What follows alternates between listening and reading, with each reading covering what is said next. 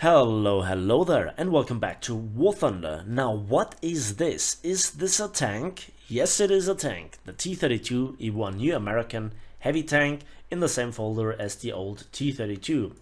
Before I talk about the tank, I guess this video will get a few more views than the previous videos, and obviously some of you don't like my ship content because they don't like ships, or because they think they know everything better, or they don't care.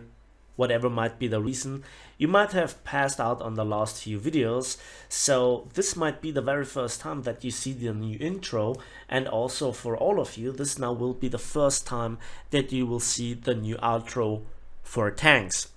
So big shout out to Syphon Signal that kind of worked really hard on this. Again, the link to his YouTube channel is in the video description down below. Back to the T32E1. So it is kind of the very same tank in the gun handling, reload, ammunition, overall the armor layout and battle rating than the T32. Same playstyle, same everything. The only thing that is significantly different is the removal of the upper hull machine gun port, which is a weak spot. But when you think about the T32E1, what comes to your mind when you think about the T32? Well, at best used at hull down position and then dealing with the long reload. Because 15.4 for a long 90mm, it's not that enjoyable. The armor itself is great, but the T32 has significantly changed over the years since I played it first.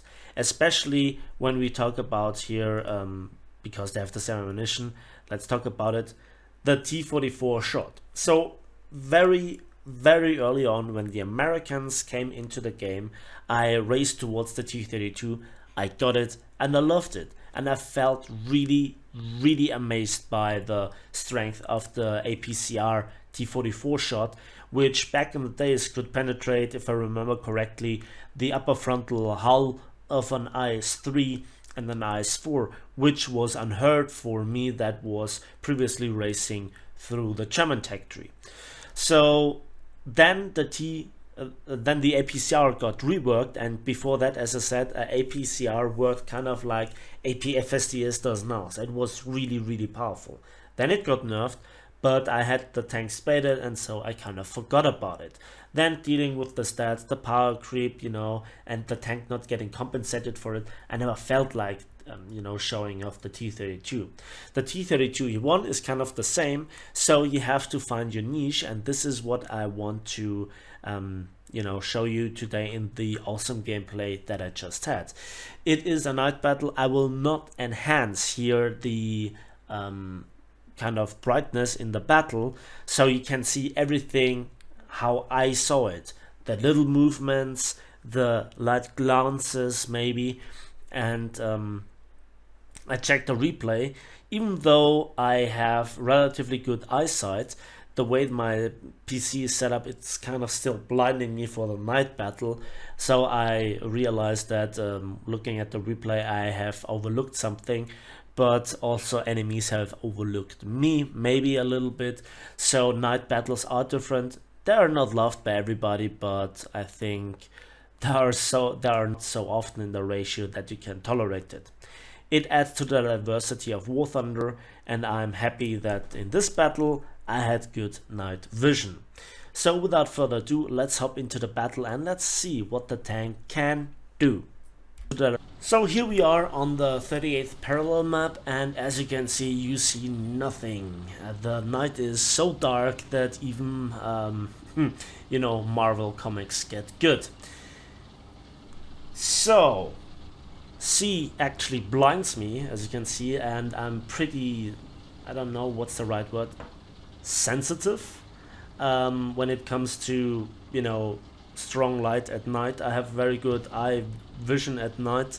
One eye of mine in particular is very not very happy about getting blinded at night. I love to drive in the night, even in privacy with my car, less traffic, faster speed on the autobahn, and so I throw all the advantages that I have potentially in one of those camper locations that I have on the locations that I just drove by. away and go straight in. This is a very aggressive playstyle, and I just played for the lols. I don't play it really for the result, and this is sometimes where you get the most ridiculous scenes. I go directly into the capture zone, and I actually thought that the enemy tank would come my way, or I would notice him coming, and so that I don't see here a tank is actually a bad thing, because now he could be everywhere. Is he gone? Has he gone back? Is he here in the river valley?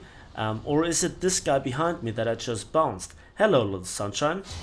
And yeah, there were actually two. I killed the one, and this guy here is now taking out my gun breach. I'm down to 2 crew members, and then he sets me on fire again. But the engine is knocked out. I hide behind the rock, but I slipped down again, and then the M41A1 Walker Bulldog actually helps me. My squad member, auto squad member, I have hastened to add, and I cap, and I stay in the cap, repair there. The repair time shortens when you are in the capture zone, and I get one of my crew members back, so that I get my commander back at least I hope so. So I get now an artillery strike, and because the M41 Walker Bulldog interfered, the RE251 had to smoke up, couldn't finish me, and I don't know what to do. First of all, I have to deal with the reload. The gun breech was damaged after I fired, so there was no shell in the chamber, and this is painful. The RE251 turns around and wants to actually shoot me, but he misses, and now a shell actually impacts next to my tank, so I have to get out of this situation. And while I think that my turret might be safe, I now have to go around this. Sadly, the RE251 kills the Walker Bulldog that previously saved me, so the only thing is I can avenge him. I didn't have the gun depression, but I drove back a little bit, so the tank whips a bit more, and I got the extra few degrees of gun depression for a split second. And thanks to the 90mm APHE shell or APCBC shell with a high explosive filling, I could finish him off. The firepower on this tank is kind of not really that great. Don't get me wrong, if you get the penetration on a tank, you can deal heavy damage with this 90mm APCBC round, as you could see here, actually detonating the ammo rack in the back of the Tiger 2P. And yeah, I think when you compare it to the T29 in particular, you have a smaller gun, you have a longer reload, you have less penetration, and you don't have more high explosive filling. And in particular, the AP shot is definitely not comparable to the T29. So I think your advantage lies within the armor, but not in the survivability, because the warheads are like the side ammo racks of German tanks. Really easy to hit, really easy to set off. The lower glacis is still the weak spot of the tank, and I was very often very unlucky and got one shot through there by even a long 88. And there we can see the back of a Tiger. Now I want to bring your attention to how I now dictate the battle. I'm an aggressive player, and I try to be from time to time a bit smart. Looks better on YouTube videos, really. And so now I appeared on this one location, and then I relocate with a heavy tank. I guess this Tiger 2 was killed, or this Tiger was killed, and now I want to finish off the Tiger 2, but it seems like I got a kill assist for that. That leaves me with the Panzer IV next to it that I just couldn't shoot because he was a bit low, and actually it was the MX-13. It looked like Panzer IV-H, and there you can see the long reloads. Yes, the Tiger 1 has no chance against me, and so I plant one straight through the machine gun hole and got another kill. Yes, so the battle is really fluent, there is a lot of action. I held down this location and gave my team enough time to move into position, the camper spots, and to also move up with me. I was a bit lucky, I had the right support as well. There is another kill on an IS-2 this time, and this is a triple strike. Again, reversing here. At best you only show your turret, but to find such locations is not always easy. And very often if you find a good camping spot, in theory, then very often you just get smoked up by the enemies, planes come in, or the enemy just simply doesn't show, and at the end of the day you need to have the objectives already to get away with it, because again, capture zones are kings. There is another tiger, we plant one straight through the side of the turret, set off another ammo rack in the back of the turret, so balance times, comrade. Yeah. So now I'm actually kind of bouncing here a shot. That was from a Gruppsteyr Waffenträger, and we one-shot him again. So that was nice, and I think to myself, well, should I now press through the cap and harvest the SPA? That is with no doubt there. First of all, I want to get another shell back into the breach. This is very important with the playstyle of this tank. And then I'm thinking to myself, well, if I now go to the right and try to visit the other spawn zone, then very often somebody comes around the corner, and as you can see, I didn't see that MX-13. I was tunnel visioning on the exit of the enemy's spawn zone. So now I want to transition to more the middle. There is still some action going on. I think we have won this fight now, and we must not lose it on the other side of the map, where there are not that many of our tanks. Now, what if two tanks meet on a road, the one has armor, the other doesn't? Well, that's always a very philosophical question. In War Thunder, there is one god that answers this for you, and it's APHEBC. Thank you very much. The MX-50, well, he doesn't have all too many choices to shoot me. He can try the lower glacis, but I don't know if he has the penetration power. And yeah, he was on the move, I was on the move. He is a big target to shoot with little armor. I'm also a big target, but I have armor, and he didn't even have time to shoot me. Reaction time, situation awareness, listening to your surrounding, it's all important regardless of the tank that you're in. Yes, heavy tanks sometimes can be a bit more forgiving, but in this rather high tier meta, where old school meets new school, you know, tanks with long reload, not that much penetration in comparison to other tanks, no autoloaders, without stabilizers, meet tanks with stabilizers, autoloaders, heat, APDS, APFSDS.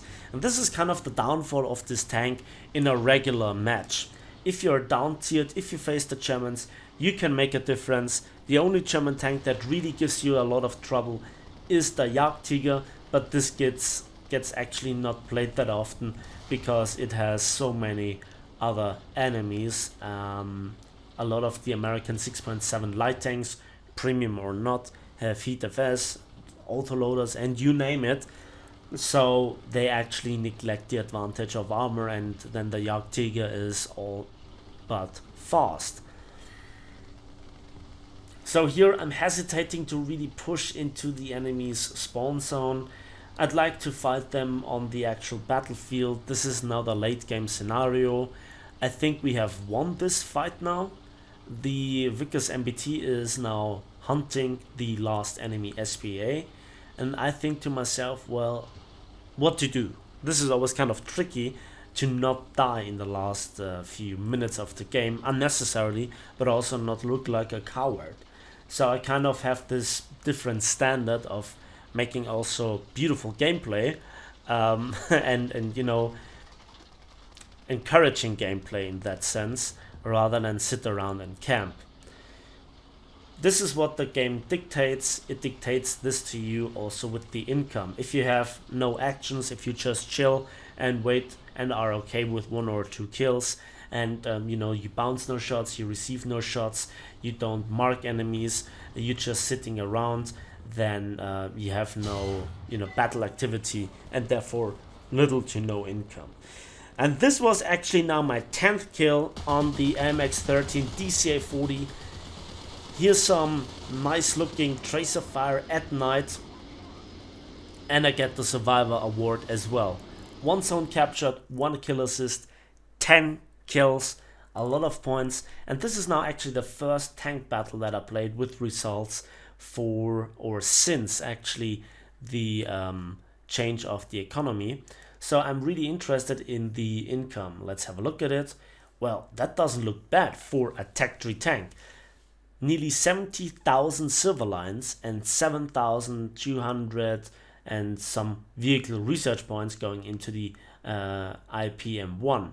So that was a really nice battle, and I hope you enjoyed it. Let me know what you think about the T32 and tanks that have the misunfortunate thing going for them, that they meet new meta. That's it for me today. Thanks for watching, thanks for listening. Please give this video a like if you did, subscribe if you want to see more, and we'll see each other on the battlefields of War Thunder.